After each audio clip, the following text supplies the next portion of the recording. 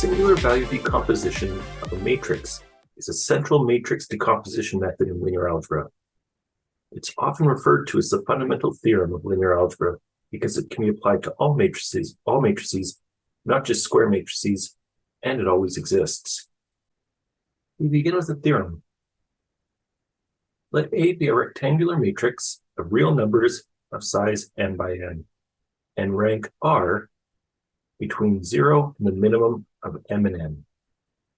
The singular value decomposition of matrix A is a decomposition of the form A equals U sigma V transpose with an orthogonal matrix U of dimension m by n with column vectors ui and an orthogonal matrix V of dimension n by n with column vectors vj and a matrix sigma, which is m by n, whose diagonal entries are equal to sigma I.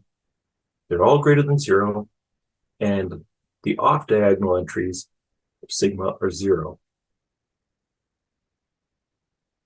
So we've already said a singular value decomposition of a matrix A is a decomposition of the form U times sigma times V transpose, where U and V are both orthogonal matrices, with column vectors ui and vj respectively. Sigma is an m by n matrix with the diagonal entries equal to sigma I. The diagonal entries of sigma, the sigma I values, are called singular values.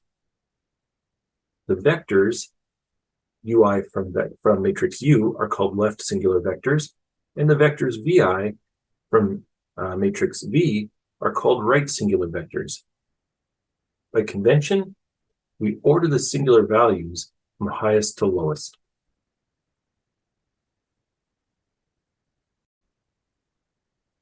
The singular value matrix sigma is unique. Sigma is m by n and therefore has the same size as matrix A. This means that sigma is a diagonal submatrix that contains the singular values but needs additional zeros for padding.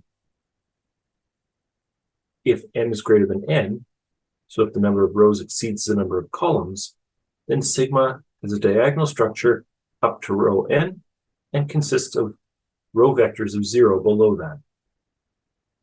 If n is less than n, that is, there's more columns than rows, then sigma has a diagonal structure up to column m and consists of column vectors of zeros after that. We remark here that a singular value decomposition exists for any m by n matrix of real numbers. As an example, we have a matrix A on the left, and we've decomposed this into matrices U, sigma, and V transpose. And while we're not going to show you how to get these matrices in this example, you can go ahead and verify that this is a legitimate singular value decomposition. Our diagonal entries of our sigma matrix, the 5 and the 3, are called singular values. The vectors U in matrix U are called left singular vectors, and the vectors in matrix V are called right singular vectors.